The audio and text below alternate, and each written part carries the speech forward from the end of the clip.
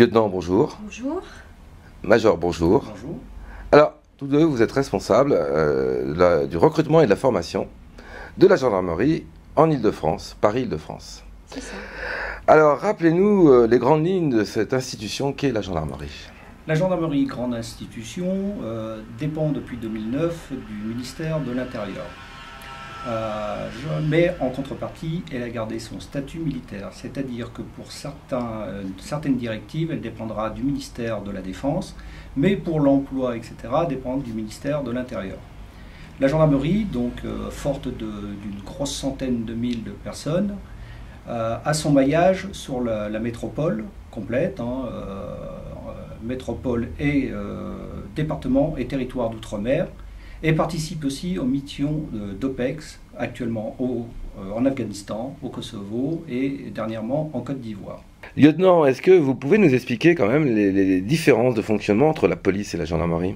Alors tout d'abord, je tiens à vous apporter une précision entre la police et la gendarmerie. Il faut savoir que la gendarmerie est tout d'abord un statut militaire et que la police a un statut civil. Mais depuis le 3 août 2009, nous avons assisté à un rapprochement des deux forces. Donc nous dépendons du même ministère. Dans le fonctionnement, finalement, de toute façon, vos tâches sont la sécurité des biens et des personnes. Tout à fait. Avant toute chose. Avant toute chose. Mais ce qui nous distingue justement de la police, c'est que nous avons des missions en théâtre d'opération extérieure. Et ce sont des missions typiquement militaires. C'est pour cela que nous conservons notre statut militaire également. Major, rappelez-nous les missions essentielles de la gendarmerie. Les missions essentielles et principales de la gendarmerie sont la police judiciaire, la police route, la police administrative, le maintien de l'ordre et la sécurité publique. Si vous voulez, par rapport à la police, nous avons les mêmes missions, avec des unités spécialisées pour chaque mission. On va prendre par exemple le maintien de l'ordre, vous avez les gendarmes mobiles qui seront spécialisés pour le maintien de l'ordre et qui ne feront que du maintien de l'ordre, occasionnellement du renfort au profit de la gendarmerie départementale pour respecter la sécurité publique et l'ordre national. La gendarmerie est plus facilement implantée dans les zones périurbaines, en gros si vous voulez à peu près, sur les villes de moins de 20 000 habitants. Le restant du territoire français est occupé par la police nationale. Sauf Paris. Sauf Paris, ouais. Où la gendarmerie possède quelques implantations, mais principalement la police nationale s'occupe de la sécurité publique. Alors, c'est par arrondissement Paris? Par arrondissement pour la police, mais non pour la gendarmerie. La gendarmerie, il existe un commandement régional de l'Île-de-France qui gère les 8 départements, c'est-à-dire Paris, la petite couronne et la grande couronne. Les carrières dans la gendarmerie sont très diversifiées. Est-ce que vous pouvez déjà nous faire un aperçu de cette diversité? Voilà. Bien sûr. La gendarmerie, cette année, a effectué une campagne nationale au mois de mai qui est établie sur la gendarmerie recrute 7000 candidats, 7000 personnes.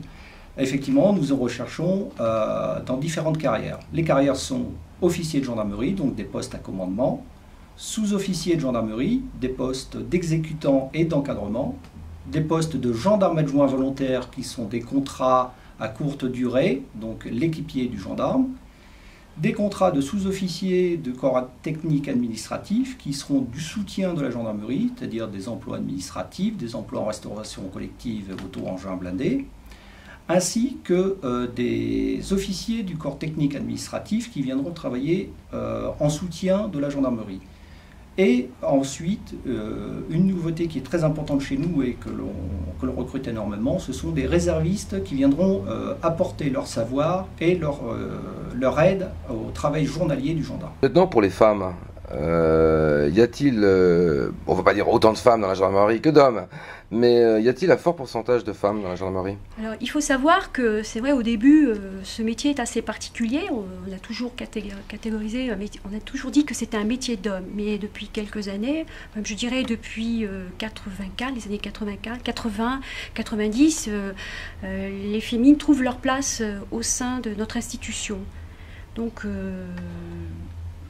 Oui. Alors, il y avait avant des distinctions sur les tailles. Hein, on devait mesurer 1,70 m ou pour certains postes ou 1,54 m, je crois, minimum.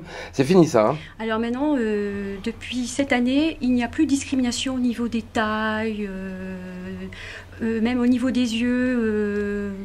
Les critères ont changé. Donc, toute personne peut s'inscrire, prétendre à passer un concours au sein de la gendarmerie. Il faut être de nationalité française. Je rappelle, attention, c'est très important, de nationalité française. Mais de toute origine. Toute origine confondue, de toute façon, nationalité française. J'ai bien dit nationalité française. Ouais, et je précise donc toute origine, il n'y a aucun problème à ce sujet. Les origines, nationalité française. Parce que vous savez très bien que maintenant, souvent, dans les médias, on dit qu'il y a des problèmes par rapport à ces origines. Et donc, vous confirmez que dans la gendarmerie, ça ne pose pas de problème. Ça ne pose aucun problème à partir du moment où la personne est de nationalité française. Est-ce que toutes les femmes, puisqu'on parlait des femmes avec le lieutenant, est-ce que toutes les femmes peuvent intervenir en tout lieu et sous toute opération et dans tous les cas de figure, notamment pour le maintien de l'ordre? Alors, dans toutes les unités, effectivement, les gendarmes peuvent servir, sauf en gendarmerie mobile, où les officiers féminins peuvent servir, mais actuellement, à l'heure actuelle, un sous-officier féminin ne peut servir en gendarmerie mobile. Dans les carrières de la gendarmerie, je vais vous parler dans un premier temps des officiers gendarmerie. Les officiers gendarmerie ont pour rôle de commander. Ce sont nos décideurs. Ils sont appelés à commander des petites unités en début de carrière pour finir sur des grosses unités pouvant commander jusqu'à 4000 personnes. Les conditions d'officier gendarmerie. Les conditions sont d'abord de nationalité française, posséder une bonne moralité, d'être apte physiquement pour servir en gendarmerie. Alors physiquement, qu'est-ce que vous entendez? Physiquement, c'est-à-dire que pour pouvoir intégrer l'école de gendarmerie, après avoir passé le concours, ils auront une visite médicale devant un médecin gendarmerie qui donnera les aptitudes de vue, les aptitudes d'antécédent médical pouvant empêcher éventuellement de faire une carrière chez nous en gendarmerie. Les conditions sont aussi les conditions pour le recrutement. Par exemple, je vais vous prendre officier gendarmerie, vous avez un recrutement universitaire. Le recrutement universitaire, un diplôme est exigé, Bac plus 5, c'est-à-dire master, dans différents masters que l'intéressé a pris. On n'a pas un master particulier, master de droit, etc. Un master d'histoire peut tenter de faire le concours gendarmerie. Bac plus 5, c'est déjà un niveau quand même. C'est un niveau, mais ce sont nos futurs grands chefs de la gendarmerie. Nous avons des décideurs qui auront comme personne relationnelle un préfet au niveau départemental ou préfet au niveau régional. Donc ce sont des gens qui pourront prendre des décisions quelquefois très rapides et importantes. Ces gens sont amenés donc après à passer un concours. Le concours, une épreuve écrite, donc un devoir de culture générale, un devoir de langue, un concours oral, donc ils auront un entretien devant un grand jury qui sera composé de généraux et d'officiers supérieurs gendarmerie. À l'issue, proclamation des résultats, ces gens vont intégrer l'école des officiers de la gendarmerie de Melun, en région parisienne. Scolarité de 2 ans, très lourde, hein, avec une formation de droit, une formation universitaire et une spécialisation en gendarmerie. Et je parle surtout aussi de la formation militaire. Tout à l'heure, nous avait dit que la gendarmerie a un statut militaire. Ces gens vont être détachés pendant une période à Saint-Cyr auprès des militaires pour apprendre justement à défendre son pays, à pouvoir intervenir dans les opérations extérieures. 2 ans d'école. À l'issue, donc, ils auront une formation de police judiciaire. Excusez-moi, oui. Major, pendant ces 2 années, donc, ils sont rémunérés? Ils seront rémunérés. D'accord. Contrairement à certaines écoles, la gendarmerie rémunère ses élèves. Rémunération, donc, pour une première année, on peut parler à peu près de 1 700 €. Mais quand je parle en 1 700, c'est net. Ils auront un appartement de fonction. Ils seront logés par la gendarmerie, mais devront travailler donc tous les jours, seront en scolarité. Ceci implique des interrogations, des notes, un classement final. En fonction du classement et de l'option qu'ils auront choisie, qui est police route, police judiciaire, police administrative, maintien de l'ordre, ils choisiront une affectation dans la France entière en unité opérationnelle. France entière, car le gendarme, on demande qu'il soit mobile. Si vous faites une candidature en gendarmerie et que vous croyez éventuellement rester dans votre région d'origine, il est très difficile d'avoir satisfaction. Et d'ailleurs, on va même être plus précis, même territoire, c'est-à-dire outre-mer également. Voilà, hein. Par la suite, la première affectation sera obligatoirement en territoire national, mais par la suite, après, bien sûr, par la suite, vous pouvez servir dans tous les départements et territoires d'outre-mer. Alors, justement, si les candidats, si les stagiaires plutôt, puisqu'ils sont déjà, donc ils ont passé un contrat avec vous, ont des préférences, est-ce que ces préférences seront examinées? Éventuellement, par la suite, lors de la deuxième affectation. Pas sur la première? Non, la première affectation sera tributaire de son classement de sortie de stage et de sa dominante pour les officiers. Par la suite, en fonction de leur carrière, ils ont éventuellement la possibilité de rapprocher la région d'origine et de pouvoir servir pendant quelques temps, je dis bien quelques temps, dans sa région. Mais un officier, de par son statut et sa carrière, est amené à déménager au minimum tous les 4 ans. Donc tous les 4 ans, une nouvelle affectation avec un nouveau commandement, et en fonction de son avancée en carrière, il commandera de plus en plus de personnes. D'accord. Si le candidat est déjà père de famille de 2-3 enfants, est-ce que ça pose un problème? C'est justement... Est-ce que vous en tenez compte? Voilà. La gendarmerie prend en compte la situation quand même familiale et sociale de ces gendarmes. Mais il faut bien savoir que si vous rentrez en gendarmerie, il faudra quand même que vous fassiez quand même quelques sacrifices, quelquefois, dans une affectation, on va vous affecter parce qu'on décidera que peut-être vous avez les meilleures qualités pour occuper cette fonction. Mais généralement, le gendarme et son épouse acceptent en gros les conditions qui leur sont données. Hein. Est-ce que la situation n'est pas plus difficile quand on a un couple de gendarmes, justement, et qu'on a déjà plusieurs enfants? Alors justement, vous faites bien d'aborder ce sujet, car en gendarmerie, il existe beaucoup de couples mixtes. Donc la gendarmerie essaie, en fonction de ses possibilités, d'affecter, non pas dans la même unité, mais dans la même ville ou dans le même département, le mari et la femme. Est-ce qu'il existe plusieurs catégories d'officiers en gendarmerie? Effectivement. Vous avez les officiers terrain, ce qu'on appelle, donc nos officiers universitaires, qui sont affectés en unité opérationnelle. Mais nous avons besoin aussi en gendarmerie d'officiers capables de gérer administrativement l'institution. Donc nous recrutons ce qu'on appelle vulgairement octa-titres, qui sont des officiers du corps technique administratif recrutés sur titre. C'est-à-dire ce sont des gens possédant un diplôme de master, donc tout le temps dans le bac plus 5, mais dans des spécificités scientifiques et techniques, que sont l'administration, les affaires immobilières, les moyens mobiles, c'est-à-dire véhicules, motos, etc., ainsi que des gens spécialisés dans la gestion logistique et financière des unités. Et les enquêtes scientifiques aussi, peut-être, non? Un peu aussi, un peu. Oui, et on a les deux recrutements dans les enquêtes criminelles. Ces gens octa-titres sont recrutés donc sur master. En contrepartie, ces gens ne seront jamais employés en opérationnel. Ils ne recevront pas une formation pour travailler dans une unité opérationnelle, ils ne recevront jamais de commandement opérationnel. Ils feront leur carrière dans les bureaux, ce qu'on appelle chez nous. Donc, ils vont gérer les personnels, les moyens financiers et les moyens mobiles. Ces gens vont effectuer 2 ans d'école aussi à l'école des officiers de la gendarmerie nationale à Melun, et sortiront, et en fonction de leur classement, choisiront les places disponibles offertes lors d'un grand amphi. Major, éclairez-nous sur les autres carrières donc, en gendarmerie. Alors les autres carrières en gendarmerie, vous avez les sous-officiers de gendarmerie. Ce seront les gendarmes que vous voyez sur le bord de la route, qui vont vous contrôler, qui vont vous verbaliser pour certains, mais surtout aussi effectuer de la prévention. Ce sont les gens aussi que vous appellerez quand vous aurez des soucis de voisinage, des vols chez vous, etc.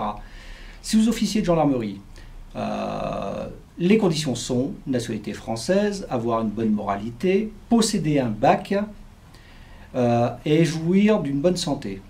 Bac seulement? Pas bac plus? Non, bac seulement, depuis cette année, c'est tout nouveau, mais on ne demandera pas un bac général, un bac technique, un bac professionnel, n'importe quel bac vous permet de pouvoir concourir au concours de gendarmes, de sous-officiers de gendarmerie.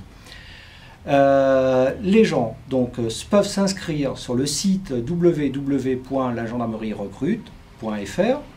Une préinscription. Cette préinscription sera prise en compte par la gendarmerie qui va vous recontacter pour vous demander les pièces justificatives et vous convoquer pour le concours national qui va se dérouler début février en région parisienne. Donc c'est la gendarmerie qui recontacte derrière. C'est la gendarmerie qui va vous recontacter plus tard. Après combien de temps une personne s'inscrit aujourd'hui, elle va être recontactée? Peut-être un mois et demi, 2 mois. Mais ça va très vite. Ça va très vite. Pour être gendarme, donc, un concours, une épreuve écrite, une épreuve orale. À cet effet, si vous voulez un peu plus de renseignements, nous nous ferons un plaisir lors de nos passages dans les salons ou dans les forums ou chez nous au centre d'information et de recrutement de la gendarmerie de Paris, de vous faire une information plus complète sur le concours et sa composition. À cet effet, à l'issue, vous êtes admissible au concours. Difficile, Major? Difficile ce concours?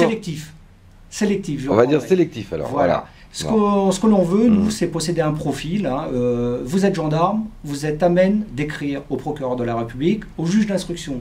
Ce que l'on veut, c'est que le gendarme ne fasse le moins de fautes possible et savent s'expliquer par écrit. C'est vrai qu'actuellement, certains ont perdu l'habitude d'écrire, la faute à qui, la faute à Internet, la faute au SMS, mais nous écrivons beaucoup en gendarmerie. Vous avez aussi sélectivement une épreuve psychotechnique. Donc c'est une épreuve, vous allez avoir un écrit et un entretien avec un officier psychologue, où on va pouvoir voir si vous n'aurez pas peur éventuellement de votre arme, si vous saurez vous en servir à bon escient. Je ne parle pas de vous en servir contre quelqu'un, mais la manœuvrer, c'est-à-dire avant de partir en mission, mettre une balle dans le canon, etc. Donc là, on va vous déceler si vous êtes apte physiquement, médicalement et psychologiquement à porter une arme. À l'issue, donc, vous êtes reçu au concours, vous allez recevoir une lettre pour partir en école de gendarmerie. École de gendarmerie dans la France entière, Montluçon, Châtellerault, Tulle, Châteaulin. Vous allez partir en école. 12 mois de scolarité en internat dans une caserne de gendarmerie. Vous serez rémunéré pendant cette scolarité. 1600 € net pendant la scolarité. Quand je dis bien net. En internat, donc c'est une caserne de gendarmerie, vous allez partir le lundi matin, vous reviendrez chez vous le vendredi soir pour le week-end. J'allais vous poser la question. Voilà. C'est une école, il ne faut pas l'oublier. Lever le matin de bonne heure, petit déjeuner, travaux d'intérêt généraux, c'est-à-dire que les entretiens, vous n'aurez pas de femme de ménage ou papa-maman pour nettoyer votre chambre, c'est vous qui allez la nettoyer. À l'issue, sport. Ce qu'on demande à un gendarme, c'est une condition physique irréprochable.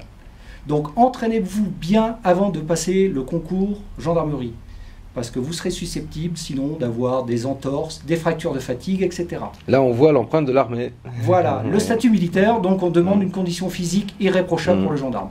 Donc sport régulièrement, à l'issue une douche, et enfin l'instruction proprement dite gendarmerie. Dans un premier temps, vous recevrez une instruction militaire. Pourquoi? Parce que le gendarme est militaire. Vous allez faire du combat, du parcours du combattant, des marches commando. Vous verrez, c'est très intéressant. Vous ferez des transmissions parce que vous allez utiliser les postes gendarmerie de transmission. À l'issue de la formation militaire, vous allez entreprendre la formation proprement dite gendarmique. De là, donc, vous allez faire de la police route, de la police judiciaire, de la sécurité routière et du maintien de l'ordre. Il faut bien oublier donc que c'est une scolarité. Vous aurez des interrogations, des notes, un classement et au bout des 12 mois, une affectation en unité. Cette affectation sera en fonction de votre classement. C'est-à-dire que c'est là qu'on va vous expliquer que vous êtes mobile.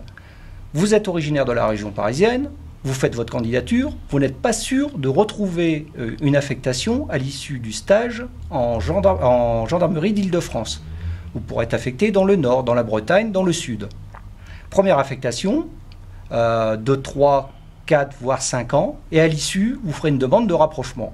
Là, éventuellement, en fonction de votre manière de servir et des places disponibles dans la région demandée, vous pouvez vous rapprocher de votre famille. Alors si on a un conjoint justement qui n'est pas dans la fonction publique, qui est dans le privé, ça peut poser un problème, non? Dans la première affectation, ceci peut poser problème. C'est un sacrifice, quoi, peut-être. Voilà, il y aura peut-être un sacrifice quelque temps à faire. En fonction de la personne, si elle est au fonctionnaire, le fonctionnaire, c'est-à-dire pas vous, mais votre conjoint, pourra éventuellement faire une demande de rapprochement auprès de son ministère de tutelle. Oui. Dans le privé, là, il faut concevoir que ça sera certainement plus difficile. Et si on est dans un couple, justement, de gendarmes? Alors, si dans un couple de gendarmes, vous, votre première affectation, elle sera ce qu'elle sera. Mais votre conjoint, qui aura peut-être un peu plus d'ancienneté en gendarmerie, lui fera une demande de rapprochement familial auprès de son commandement. Et la gendarmerie étudiera sa demande, et aussi donc en fonction de sa manière de servir, etc., et de son cas social, lui trouveront une affectation non loin de son épouse ou de son époux, mais non pas dans la même unité, ce qui est interdit.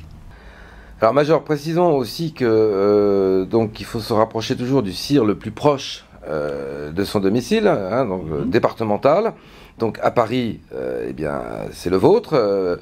En Eure-et-Loire, c'est Orléans, et ainsi de suite. Et ça, on trouve les informations sur votre site. Bon.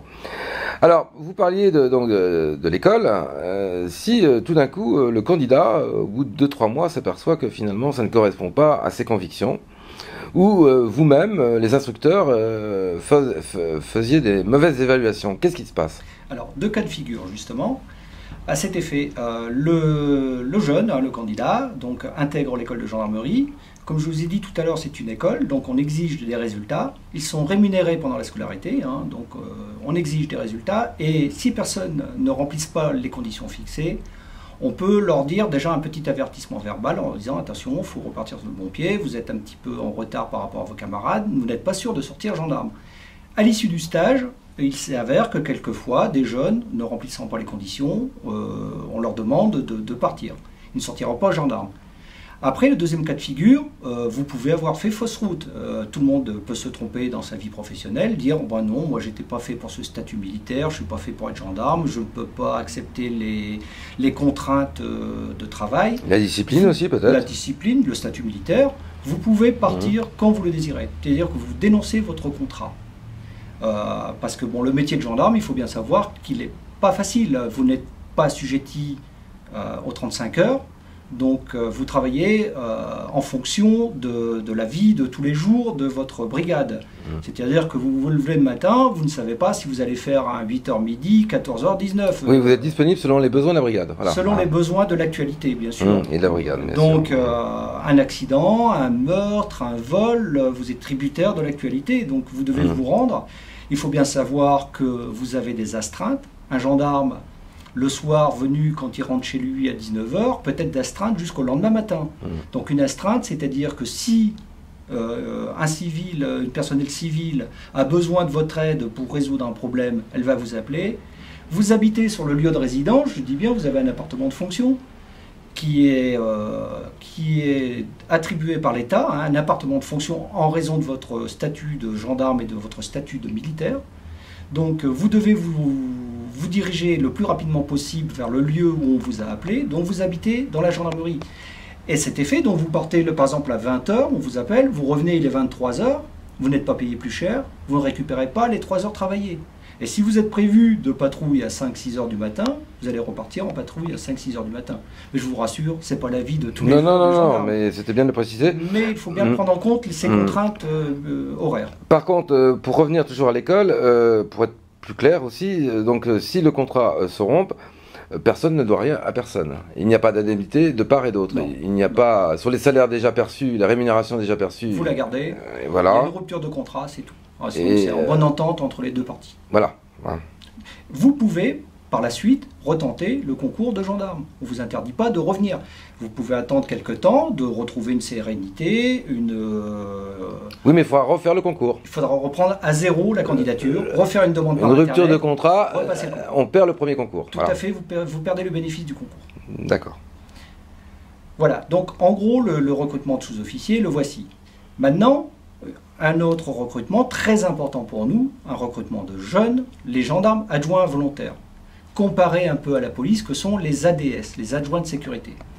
Ce sont des contrats pour des jeunes de 17 ans à moins de 26 ans. Ce n'est pas un gendarme, c'est un équipier du gendarme. Donc les conditions sont nationalité française, à vous jouir d'une bonne moralité, donc la tranche d'âge, je vous l'ai donné juste avant, et de jouer une bonne moralité. Vous serez l'équipier, vous ne recevrez pas une formation type du gendarme.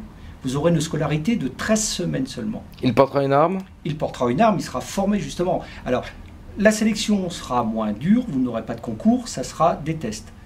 Un devoir de culture générale et une explication de texte. Pourquoi? Parce que bon, on exige quand même qu'un gendarme adjoint volontaire puisse s'exprimer correctement par écrit. Alors toujours les tests psychologiques, bien évidemment. Des tests psychologiques pour déterminer l'aptitude à être gendarme et à porter une arme. Alors qui sont faits soit par des officiers de chez vous, soit dans le civil? Qui sont faits par des officiers psychologues. Seulement les psychologues dans la gendarmerie, vous avez des officiers, vous avez des personnels civils. Donc c'est eux qui vont déterminer votre aptitude. Excusez-moi, Major, dans votre carrière, qu'est-ce que vous auriez eu comme exemple, par exemple, d'impossibilité, d'incompatibilité au niveau... Est-ce que vous avez des retours là-dessus?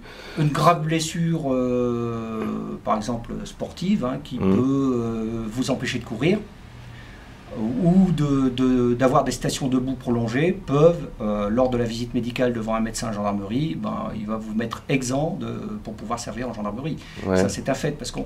Si vous voulez, nous en gendarmerie, on ne peut pas se permettre d'avoir quelqu'un qui ne puisse pas intervenir en tout lieu avec vous lors des différentes missions. Et au niveau psychologique, vous avez des exemples, non? Dans toutes les corporations, que ce soit dans la vie civile, dans la vie des armées, dans la vie de la gendarmerie, il arrive des périodes troubles où une personne peut avoir des problèmes psychologiques. Les problèmes psychologiques peuvent se soigner. Hein. Nous avons des psychologues, des psychiatres militaires. Hein. Le gendarme peut se faire hospitaliser dans les hôpitaux militaires. Ça se soigne et il peut retrouver son aptitude après pour retrouver son port d'armes et reprendre son travail de gendarme. Et rien n'est perdu. Vous avez des contrôles, je pense, assez souvent Alors, un gendarme doit se soumettre tous les ans à une visite médicale d'aptitude, avec des prises de sang, des recherches biologiques, etc. Donc, on va rechercher si vous êtes apte à exercer le métier de gendarme. Il faut bien savoir que si vous portez une arme, ce qui est la consommation de drogue et l'abus d'alcool n'est pas compatible avec le métier de gendarme. Ça, nos médecins surveillent très sérieusement ces dérives. Et si dérive il y a, ils vont essayer de mettre en garde la personne, mais bon, c'est très peu chez nous, il faut bien savoir, les gens en sont conscients. Alors, pour le gendarme adjoint volontaire, il va bénéficier d'une scolarité de 13 semaines. Il sera rémunéré pendant cette scolarité. L'école de gendarmerie des gendarmes adjoints volontaires, généralement l'école de gendarmerie de Tulle. Il va recevoir une formation de 13 semaines. Donc on va lui apprendre une petite formation militaire, une formation gendarmique, le maniement d'une arme et du bâton télescopique. C'est une école, interrogation, note, classement. À l'issue, une affectation dans la France entière en fonction de son classement. Donc ce gendarme adjoint volontaire, on l'a bien dit, n'a pas la même qualification qu'un sous-officier de gendarmerie. Il sera son équipier. Et pas le même salaire. Et pas le même salaire, pas les mêmes prérogatives, pas les mêmes avantages. Il ne bénéficiera pas d'un appart fonction, mais il aura une chambre. Il devra habiter obligatoirement cette chambre. Il sera disponible comme le gendarme, c'est-à-dire non assujetti aux 35 heures, avec des astreintes, etc. Ce gendarme, dans un premier temps, va bénéficier d'un contrat de 2 ans. Si l'intéressé le désire et si sa manière de servir le permet, la gendarmerie lui accordera un deuxième contrat de 3 ans, ce qui lui fera 5 ans maximum en gendarmerie. Oui, mais alors, donc là, il ne peut pas avoir de vie de famille puisqu'il est dans une chambre. Voilà. Il faut le préciser aussi. Donc, tout à fait. C'est une des contraintes du gendarme adjoint qu'il est obligatoire d'occuper la chambre. Maintenant, par dérogation, si l'intéressé était marié ou s'il vivait maritalement, par dérogation de son commandement, il pourra bénéficier éventuellement d'un appartement, mais qui devra lui-même louer dans le milieu civil. Et le salaire, donc c'est le SMIC? Alors le salaire, il faut compter, pour commencer en début de carrière, dans les 820-850 euros, avec une prime d'alimentation de 200 euros environ. Donc ça correspond au SMIC honnête. Voilà, le SMIC, moins la location de son appartement, parce que vous travaillez dans le civil, vous devez vous loger. Le gendarme adjoint ne se loge pas. Il ne paye pas de taxes d'habitation, il ne paye pas d'électricité, ni de chauffage, ni d'eau chaude. On lui prête un appartement. Donc Oui. c'est une méthode en ayant forcément pas suivi un cursus très longtemps dans ses études. C'est une méthode de pouvoir trouver un travail Voilà. et de tester un métier. Exactement, parce qu'aucun diplôme n'est exigé. Et je veux en venir maintenant, ce gendarme adjoint, on va essayer de le préparer pour le concours de sous-officier de gendarmerie. Ce qui lui permettra, lui, de ne pas effectuer le même concours qu'un personnel civil qui désire intégrer la gendarmerie. Alors Lui, il aura un attention, oui. concours particulier. Est-ce que pour cette catégorie, par exemple, on va prendre une personne qui a fait un abandon scolaire à Oui. 16 ans, par exemple, à 15 ans, et puis finalement qui n'a pas réintégré d'école ou qui n'a pas travaillé. Est-ce qu'une personne comme ça, vous étudiez son cas? Son cas, non, parce qu'il a le même chance qu'un gars qui est bachelier, etc., pour rentrer en gendarmerie en tant que gendarme adjoint volontaire. Aucun problème.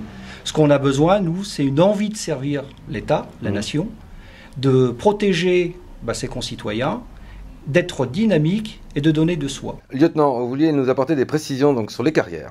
Oui, je voulais apporter cette précision, c'est au niveau de tout ce qui est carrière administrative. Il faut savoir qu'en gendarmerie, il existe des carrières administratives.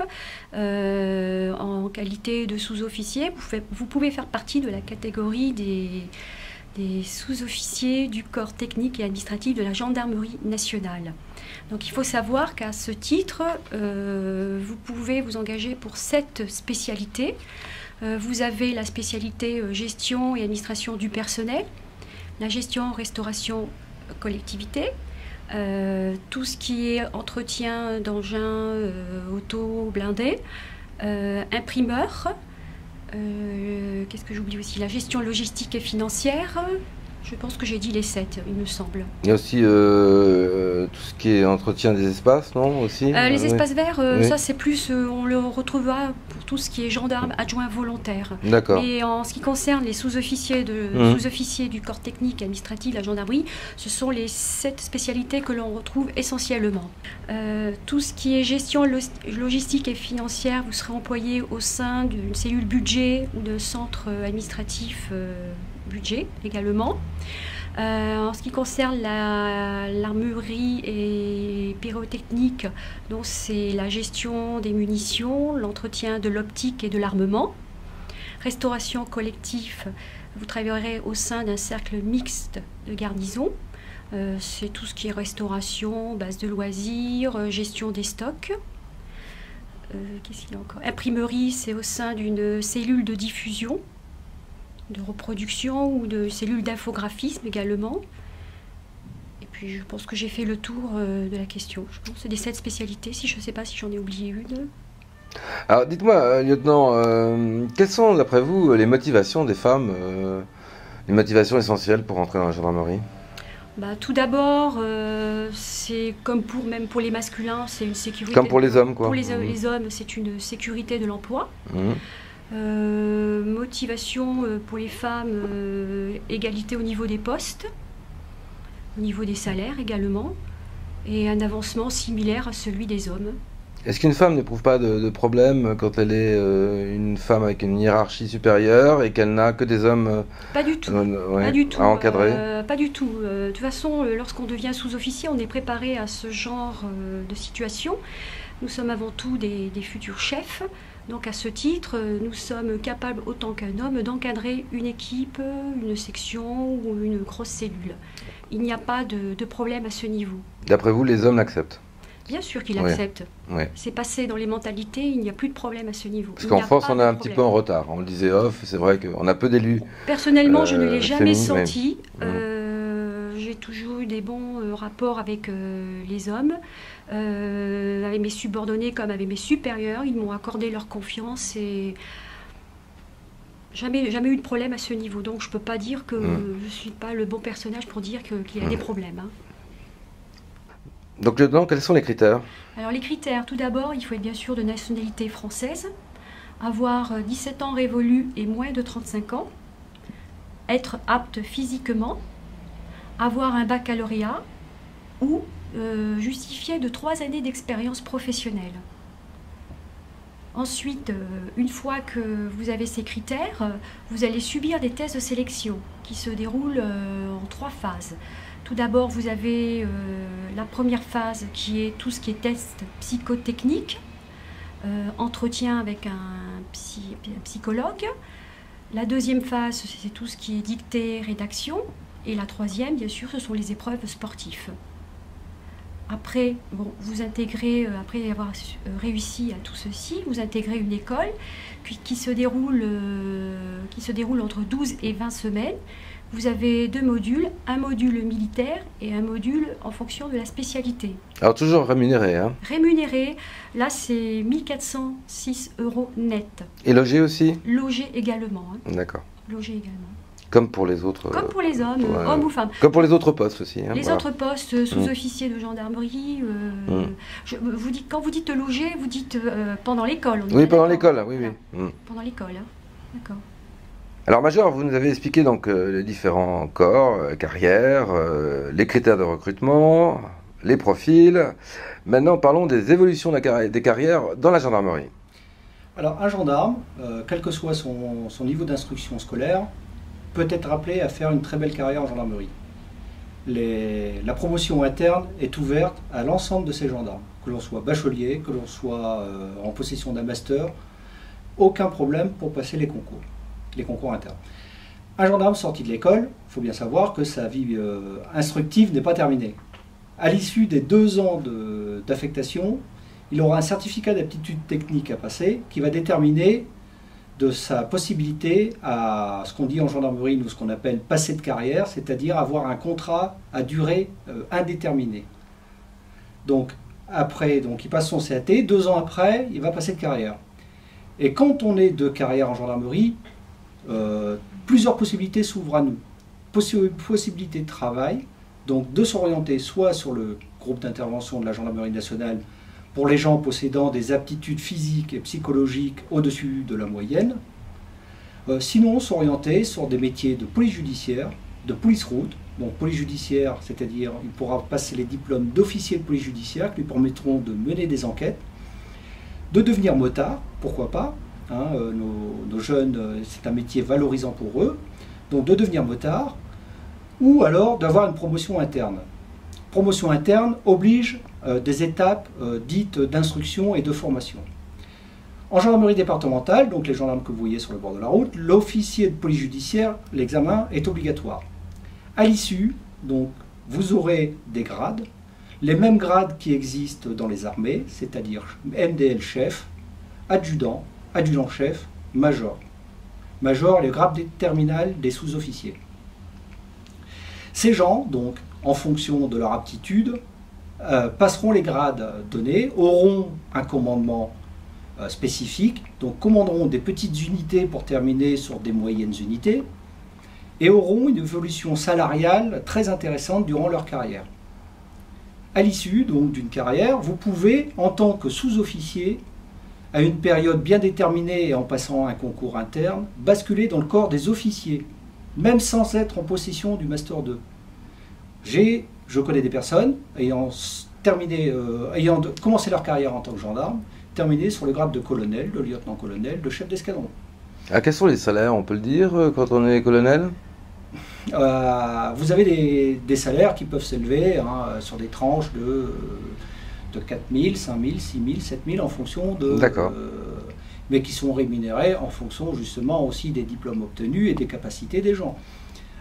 Pour les sous-officiers, sur les grades terminaux, vous pouvez éventuellement terminer sur des grades de 3 000, sur des sommes de 3 000 € net avec un appartement de fonction. À l'issue, la retraite. Ça fait rigoler un petit peu parce que bon, quand on n'a pas encore entamé, ça Alors, on parle de retraite ou de pension comme dans l'armée? Dans un retraite, et si vous voulez, l'argent que vous allez toucher, ça s'appelle une pension. Voilà, c'est ça, ouais. Voilà. C'est comme à l'armée. Voilà. Donc une retraite, actuellement les gendarmes, leur retraite est 57 ans. Elle évoluera en fonction des évolutions des retraites actuellement, de la refonte des retraites. Actuellement c'est 57 ans. Donc un gendarme peut, en fonction en raison de son statut militaire, par exemple, au bout de 17 ans de service, quitter la gendarmerie. Il bénéficiera d'une petite retraite, donc ce qu'on appelle chez nous la carrière courte. Si à ses 17 ans il désire continuer, il sera presque obligé d'aller jusqu'à la fin, jusqu'à la carrière longue, c'est-à-dire 57 ans. Alors, S'il quitte ouais. avant, il sera un peu comme dans le milieu civil, il va bénéficier de ponctions d'argent sur le nombre d'années lui manquant pour avoir sa retraite complète. D'accord. Alors, sur une retraite complète, c'est quoi le pourcentage? On part avec... L'argent, c'est en fonction du grade terminal que vous avez obtenu. C'est-à-dire qu'en gendarmerie, contrairement aux armées, un gendarme peut rentrer gendarme, terminer gendarme sans être monté en grade. Oui. Chose qui n'existe pas dans les armées. Dans les armées, vous avez des contraintes obligatoires de passage de grade et d'examen obtenu. Chez nous, la personne qui rentre gendarme, si elle le désire, elle termine gendarme. Donc un gendarme, si vous voulez, en retraite, se fera à peu près 1800 € net par mois. D'accord. Alors, je crois qu'on a tout dit, Major. Hein. Là, on a bien informé les éventuels candidats. Vous-même, qu'est-ce qui vous a motivé au début de votre carrière pour rentrer dans la gendarmerie? Voilà, ma première motivation, c'est sûr, je suis issu d'une famille de gendarmes. Hein, c'est de la triche, là. Alors. C'est de la triche, mais rassurez-vous, j'ai des camarades qui ont, à la grande surprise de leur père et de leur mère, sont rentrés en gendarmerie, par vocation, mais aussi par envie de faire un métier valorisant, un métier actif, un métier énergique. Je n'ai que des choses positives, moi, à faire retracer. J'ai actuellement 35 ans de service, j'ai servi 31 ans en unité opérationnelle, je ne regarde que des beaux souvenirs. J'ai découvert, grâce à la gendarmerie, les voyages. J'ai fait un séjour au PEX Côte d'Ivoire, j'ai visité les départements et territoires d'outre-mer, chose que je n'aurais peut-être pas pu faire à titre privé. Que des satisfactions, aussi bien de par mes camarades, une camaraderie exemplaire en gendarmerie. Nous sommes solidaires les uns les autres et nous avons tout le temps besoin de notre camarade pour nous aider dans notre travail quotidien. Donc ça c'est important, on n'en avait pas parlé tout à l'heure, il faut qu'il y ait une solidarité. Voilà, il faut quand même aller vers ses camarades et rechercher une camaraderie. Ce qui est très important chez nous. Parce que, surtout dans les interventions, c'est important d'être complice quand même. Moi, issu de la gendarmerie mobile, si vous voulez, si nous ne sommes pas solidaires les uns les autres, c'est un peu comme dans les armées, où quand on les envoie au combat, il faut être solidaires les uns les autres. Vous avez un copain à aider, même si vous n'entendez pas super bien avec lui, vous allez l'aider parce que c'est votre camarade de travail. Mais je ne garde que les satisfactions. Eh bien, merci Major de nous avoir tout expliqué. Voilà, je crois qu'on a été complet sur le sujet. J'espère convaincre nos chers jeunes que la gendarmerie les accueillera les bras ouverts. Et nous remercions aussi le lieutenant qui a dû s'absenter. Voilà, merci.